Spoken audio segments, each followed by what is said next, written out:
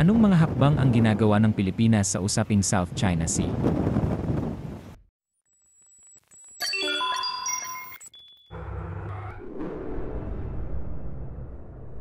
Ang sitwasyon sa South China Sea, partikular na tungkol sa Pilipinas at China, ay isang komplikadong pakikipag-ugnayan ng pambansang soberanya, pag-angkin sa teritoryo, at dinamika ng seguridad sa rehiyon.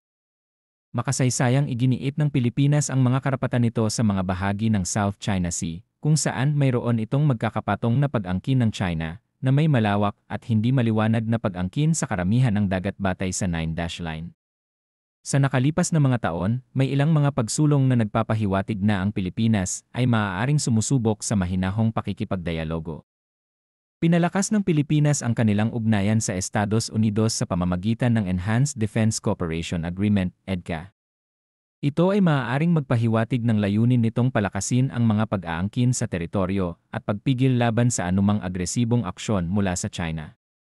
Ang hukbong dagat ng Pilipinas ay nagsagawa ng mas madalas na pagpapatrolya sa pinagtatalunang karagatan. Iginiit ang presensya nito at pinananatili ang paninindigan laban sa iligal na pangingisda at iba pang aktibidad sa dagat na isinasagawa ng mga sasakyang pandagat ng China. Nakibahagi ang Pilipinas sa mga diplomatikong dialogo at regional coalitions, tulad ng Quadrilateral Security Dialogue, Quad, na kinabibilangan ng Estados Unidos, Japan, India, at Australia. Ito ay makikita bilang isang hakbang upang makakuha ng suporta laban sa pagiging mapamilit na pag-aangkin ng China. Ang Pilipinas ay umasa sa desisyon noong 2016 ng Permanent Court of Arbitration na nagpawalang bisa sa malawak na pag-angkin ng China sa South China Sea. Ang patuloy na pagtukoy ng Pilipinas sa desisyong ito sa mga internasyonal na forum ay nagpapakita ng hamon nito sa naturang mga pag-aangkin ng China.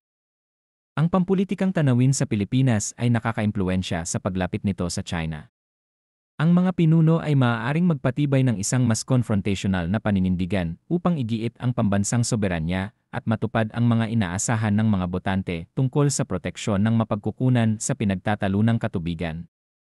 Tila sinusubok ng Pilipinas ang bottom line ng China sa soberanya sa pamamagitan ng mga diplomatikong estratehiya, pinahusay na presensya ng militar, at internasyonal na legal na mga balangkas.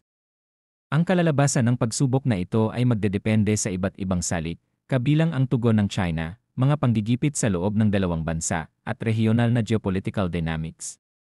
Itinuturing ng China ang mga naturang aksyon bilang mga provokasyon na humahamon sa mga pag-aangkin nito at malakas ang naging reaksyon nito. Madalas na nagde-deploy ng mga sasakyang dagat ng Coast Guard at militia upang ipatupad ang mga pinaghihinalaang karapatan nito.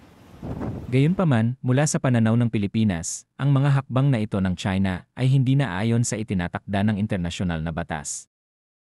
Baka naman po pwedeng palike at paki-subscribe na din po para lagi kayong updated kung gusto nyo ng mga ganitong kaalaman. Maraming salamat po sa inyong panonood, Hane.